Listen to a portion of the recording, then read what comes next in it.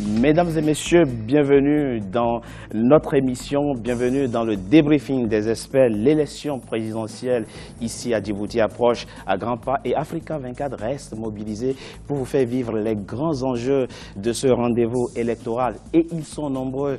Renforcement des acquis démocratiques, consolidation de la cohésion nationale, diversification de l'économie, sécurité surtout. Et justement, la sécurité a été au centre du débat animé il y a quelques instants par Marie-Angèle Touré. Nous reviendrons dans la première partie de notre émission sur les points focaux de ce débat. Et dans la deuxième partie, nous irons à la découverte du candidat du jour. Il s'appelle Mohamed Daoud, il est mathématicien. Il veut être le prochain président de Djibouti. Qui est l'homme réellement et quelle est l'offre politique qu'il propose aux Djiboutiens? Nous en parlerons dans la deuxième partie de notre émission et nous finirons naturellement par l'introduction au débat sommet qui aura lieu demain, ce 3 avril. Ce débat portera sur le thème système éducatif et formation professionnelle et il sera animé à nouveau par Marie-Angèle Touré. Et pour parler de tout ça, j'ai la chance d'avoir avec moi trois invités que je compte garder jusqu'à la fin de l'édition. Monsieur Mohamed Ibrahim, vous êtes expert auprès des Nations Unies pour les questions de conflit. Merci d'avoir accepté notre invitation. Je vous remercie.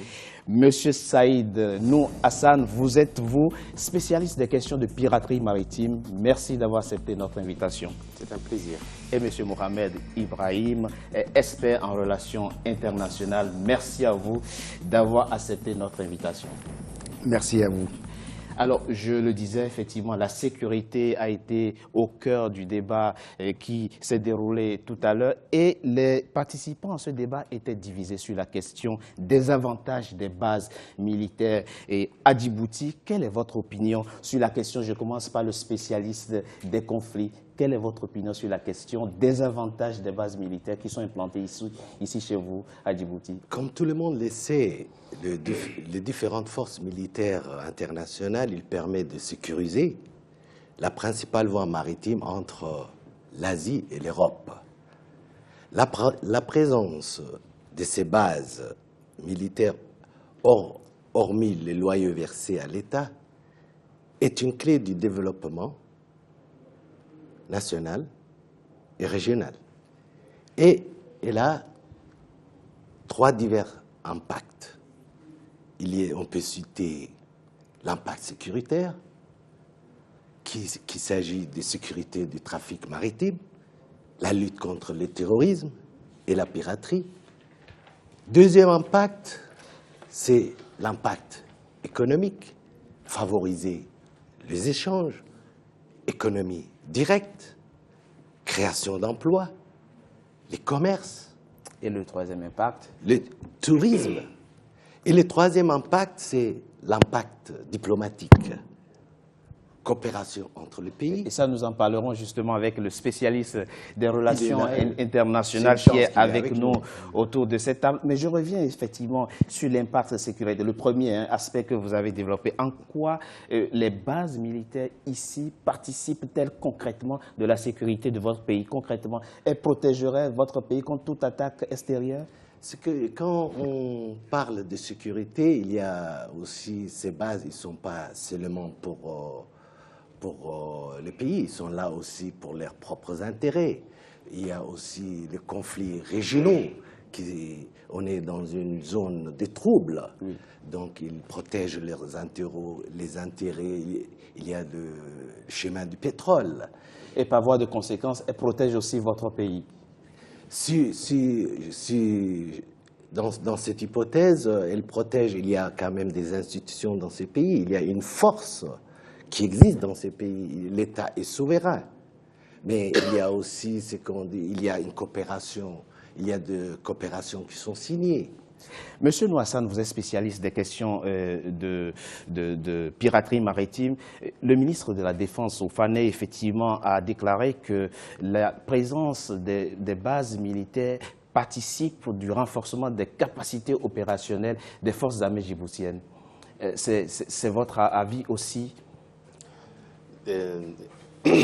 Les forces nationales locales comptent sur les bases implantées ici pour être plus opérationnelles? je ne dirais pas qu'elle compte sur, mais par contre, c'est une opportunité pour les forces djiboutiennes de profiter de la présence de ces forces donc, étrangères en matière d'expertise et surtout si proches pour pouvoir donc effectivement en bénéficier d'un échange fructueux donc d'expertise. C'est dans ce sens-là. Alors, Monsieur Ibrahim, le docteur Abaté, l'honorable Abaté, disait effectivement autour de cette table qu'au fond, Djibouti, en tout cas le peuple djiboutien, ne profiterait pas de la présence des bases militaires ici à Djibouti. Quel est votre avis sur la question? Merci encore une fois pour nous avoir invités. Juste peut-être au niveau une petite correction au niveau du nom, c'est M. Mohamed Ali Hassan. J'ai écoché votre nom, Ali Hassan, d'accord, voilà, M. Mohamed Ali Hassan.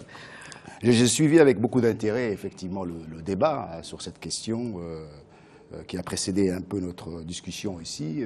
Moi j'ai plutôt trouvé qu'il y avait un consensus entre les différents participants sur le bien fondé de la présence des bases militaires, même si l'honorable Abaté était plutôt pessimiste sur la question. Sur la fin, on a effectivement constaté dans l'évolution du débat qu'il y avait quelques divergences, notamment en lien avec les retombées en matière d'emploi. Mais j'ai trouvé que sur l'aspect diplomatique, il y avait quand même un certain consensus. Et effectivement, la présence de ces bases militaires, la sécurité collective a été mise au centre de la politique étrangère du pays. Contribuer à la paix au niveau des pays de la région et à l'intérieur de Djibouti ne peut se faire qu'avec la coopération de ces différentes forces. C'est là aussi la raison de la présence de ces bases militaires à Djibouti. Effectivement, l'impact économique, elle est présente. Ce qui s'est passé, pour un peu éclairer peut-être sur ce sujet, il y a un peu d'appréhension en règle générale par rapport à l'arrivée des différentes bases. Et d'où vient pourquoi cette appréhension, pourquoi cette défiance entre les acteurs politiques importants de votre pays par rapport à cette question? Il est facilement, on peut expliquer cela facilement. Au tout début des années 2000, quand les Américains ont exprimé leur intérêt de venir s'installer à Djibouti, cette appréhension était déjà un peu née, parce qu'on disait, voilà, avec la France qui était la seule présence militaire ici à Djibouti, les Américains débarquent, ça va changer la donne, il y aura des impacts sur la population, la langue, la francophonie qui va perdre un peu sa place. Mais ces appréhensions se sont estompées avec le temps. Et ça fait maintenant plus de 15 ans que les forces américaines sont présentes à Djibouti. Et le ministre l'a bien expliqué. C'est ça. Et en termes d'impact positif, il a même évoqué le chiffre de 1300 emplois qui seraient profitables aux Djiboutiens en ce moment. 1300 Djiboutiens travailleraient en ce moment sur la base américaine. Et ce sont ces appréhensions-là qui sont assez rapidement diluées parce qu'on a vu l'impact tout de suite, l'impact économique, l'impact social, parce que l'intégration de ces forces américaines a été réussi, et même sur le plan sécuritaire, il faut le rappeler, Djibouti n'a connu aucune attaque d'envergure terroriste. Mieux, il a même participé à la formation des Somaliens, des soldats somaliens pour stabiliser la région de la Corne de l'Afrique. Et cela allait dans le sens justement de cette politique de partager la paix avec les pays de la région, de contribuer à la paix dans les pays de la région, parce que le développement de Djibouti et de ces pays de la région passe avant tout par l'intégration économique de ces pays-là. D'où l'importance de pouvoir contribuer à la paix de ces pays. Mais monsieur, nous, vous comprenez l'inquiétude, la déception de l'honorable qui a remplacé l'opposition, de l'honorable Abaté, quand il dit que le gouvernement ne communique pas assez sur les accords, les fameux accords, la SOFA ne communique pas assez et que ces accords ne passent pas par la représentation nationale. C'est une inquiétude que vous comprenez?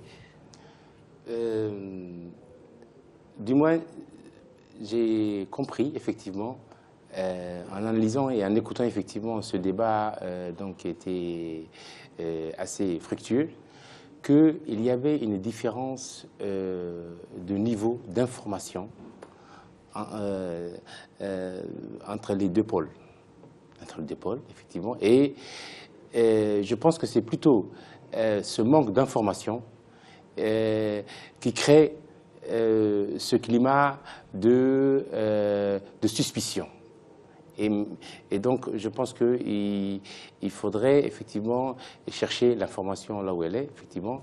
Et donc, si il y avait cette information, effectivement, je pense que tout le monde serait tombé dans cette logique de consensus. Le processus de ratification des accords, et ça, je m'adresse aux spécialistes des relations internationales et que vous êtes, le processus de ratification des accords, normalement, avant d'être promulgué, un accord passe par la Commission des lois et par la Commission des affaires étrangères de l'Assemblée nationale.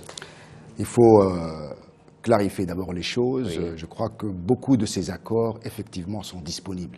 D'accord. D'un clic, je pense que sur le site web qui renvoie donc à ce type de thème, il est très aisé de retrouver, par exemple, et beaucoup de personnes ne le savent pas, le dernier accord signé avec les États-Unis. Il est disponible, donc le texte en lui-même est disponible. Le dernier traité avec la France également est lui aussi disponible. Maintenant, après, il y a différents niveaux de traitement de ce genre de choses.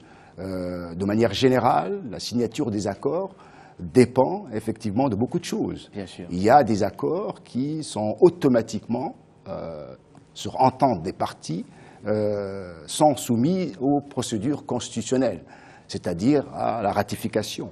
Les parties peuvent également se mettre d'accord que certains accords entrent en vigueur dès leur signature et engagent le gouvernement. Et ça peut arriver effectivement sur certains accords, mais de manière générale, la plupart de ces accords-là font l'objet donc de négociations qui sont longues, qui sont... Le processus est long. Et le processus est long. Le ministre des Affaires étrangères l'a rappelé. Il y en a qui sont passés par la Commission de la Défense Tout à fait. au niveau de l'Assemblée nationale. Monsieur, on va revenir à Monsieur Ibrahim, qui est donc spécialiste des conflits. Comment peut-on s'imaginer l'avantage de ces bases en termes de protection contre des attaques étrangères? Qu'est-ce qui se passe si concrètement Djibouti est attaqué? Est-ce que c'est imaginable que ces bases-là interviennent pour sauvegarder ou protéger l'intégrité territoriale de Djibouti? Je peux vous parler d'un exemple. Oui. Récemment, il y a eu le conflit entre l'Érythrée et Djibouti. Qu'est-ce qui s'est passé? Est-ce que les forces étrangères, qu'est-ce qu'ils ont fait? Ils n'ont rien fait. C'est un État souverain. Non, mais là, votre armée était en situation, effectivement, de protéger et de défendre le territoire. Oui, notre armée, il défend les territoires. C'est ce qui s'est passé. Après, il y a eu des interventions auprès des Nations Unies, auprès des Émirats, etc. Les forces en présence ici, c'est pour la sécurité régionale. Alors, donc, il n'est pas imaginable, par exemple, effectivement, qu'en cas d'attaque extérieure, que l'armée française, l'armée américaine ou l'armée chinoise qui va s'installer bientôt protège, aide à la défense de l'intégrité territoriale. Tout dépend des conventions. Mais à ma connaissance, il n'y a pas ces conventions. Pour aller dans ce sens-là, la présence de ces différentes bases militaires, ici, elles sont... dans un contexte bien particulier. Je crois qu'on l'a entendu dire, le ministre, M. Youssouf, que c'était dans un contexte de lutte contre le terrorisme. Et la plupart des accords qui sont signés avec ces différents pays, dans le cadre de l'installation de leurs forces étrangères, ne prévoient pas ce genre de clause. Le seul traité qui le prévoit, c'est le traité de défense avec la France. Mais il va de soi que... En cas d'attaque extérieure. En cas d'attaque extérieure, c'est ce qu'on a appelé la clause de sécurité. Mais on peut comprendre que la sécurité des Djiboutiens est d'abord entre les mains de leurs forces armées à se défendre, comme ça a été le cas, le docteur Ibrahim l'a cité, dans le conflit frontalier qu'il a opposé avec l'Érythrée, où ça a été les Djiboutiens qui ont pris leurs propres responsabilités pour défendre leur souveraineté et leur territoire. Monsieur Nou, le ministre l'a précisé effectivement au cours de ce débat, la rente payée par ces bases militaires ne contribue qu'à raison de 15% au budget national. Finalement, ce n'est pas énorme en termes de participation, de contribution au budget, ce que payent les bases militaires ici à Djibouti. 15% seulement. Effectivement, je suis d'accord avec vous. On peut dire que... Est-ce qu'on peut dire que on peut dire que c'est pas énorme, effectivement. Mais il faut voir surtout l'impact indirect. Ce n'est pas la rente qui est payée, c'est surtout les emplois qui sont créés. Et je pense que il faut voir le côté où il y a l'impact indirect. Et il dit quelque chose qui est aussi très intéressant. Il dit que finalement, la présence de ces militaires qui sont présents consomment aussi dans le pays. Donc, ils sont des consommateurs et participent aussi à l'économie du pays, en consommant, bien entendu, des biens djiboutiens. Au-delà de cela, il faut resituer un peu les choses peut-être dans leur contexte, parce qu'on a parlé de gap d'information, et c'est vrai qu'il est important d'avoir la bonne information. Jusqu'à dans les années 99, la présence française elle-même en soi à Djibouti n'était assujettie à aucune forme de compensation financière qui était payée. Et il faut bien le comprendre, il ne s'agit pas forcément de loyer, il s'agit là de compensation financière par rapport aux avantages qui sont donnés en termes d'exonération sur un certain nombre, par rapport à un certain nombre de taxes qui sont convenues entre les États par rapport à la mission que ces pays et leurs forces entreprennent. Donc, je disais, il faut revenir peut-être un peu par rapport au contexte. C'est à partir des années 99, effectivement, qu'il a été décidé de voir que quand même... Après l'arrivée au pouvoir de dire il faut absolument que ces présences-là, par rapport au manque à gagner fiscal, justement, du pays, il faut qu'il y ait quand même un retour. Et c'est à partir de ces années-là que la compensation financière a été instaurée. Et pour le cas des États-Unis, il faut le savoir, c'était à partir de 2001 que les forces américaines se sont installées à Djibouti. La compensation financière avait commencé avec 15 millions de dollars par an. Les négociations ont été effectivement reprises au bout de quelques années parce qu'il était important de pouvoir rentabiliser un peu cette présence et faire face à ce manque à gagner. En 2005, elle est passée à 30 millions. Puis, la diplomatie s'affairant, en 2014, elle est arrivée à 64 millions de dollars. Pour le Japon, les chiffres exacts qu'il faut savoir, c'est de 3,5 millions de dollars par an. Parce qu'on a beaucoup entendu dans les médias et sur les journaux des montants effarants et qui ne reflétaient pas la réalité. Donc, le chiffre exact pour le Japon, c'est 3,5 millions de dollars. Et le montant est à peu près à 3 millions également avec les forces italiennes qui sont installées ici. Donc tout cela, c'est un effet de processus qui est quand même en marche. Alors, Monsieur Ibrahim, alors un point important qui a été évoqué au cours du débat précédent, c'est la question de la souveraineté de l'État djiboutien. Alors, est-ce que ces bases compromettent, l'installation de ces bases militaires chez vous, compromettent d'une certaine manière la souveraineté de votre pays? Je ne pense pas. Vous ne pensez pas? Je ne pense pas. Mais ce qu'il faut voir aussi, Djibouti n'entend pas vivre de sa rente de situation. Moi je pense qu'il y a aussi derrière ça, sur les candidats sortants, un plan géoéconomique. Sur ce plan géoéconomique, il entend valoriser, je pense, sa position stratégique. L'idée, je pense, est de faire un hub entre Méditerranée, Océan Indien et Afrique orientale. Il faut suivre dans la logique des choses. Il y a des forces, présence militaire dans la région. Oui. Il y a sécurité. Qu'est-ce qui se passe? Il faut voir un plan géoéconomique.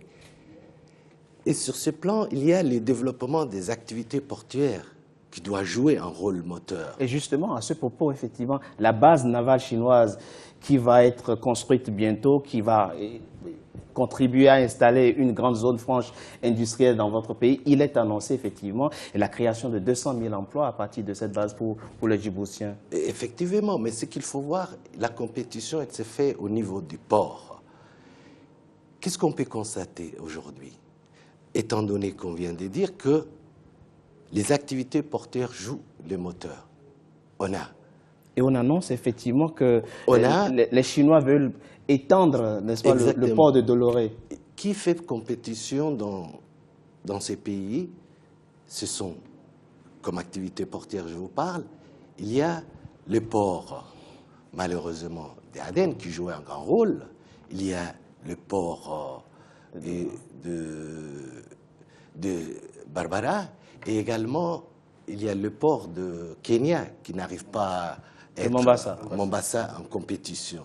Donc, en conclusion, moi, ce que je pense que c'est de faire un hub entre Méditerranée, je dis océan Indien, Afrique orientale. Il ne faut pas voir que Djibouti, il faut voir aussi la région. La région, il y a les pays enclavés, il y a l'Éthiopie qui a accès à la mer à travers Djibouti. Avant, il y avait l'Érythrée.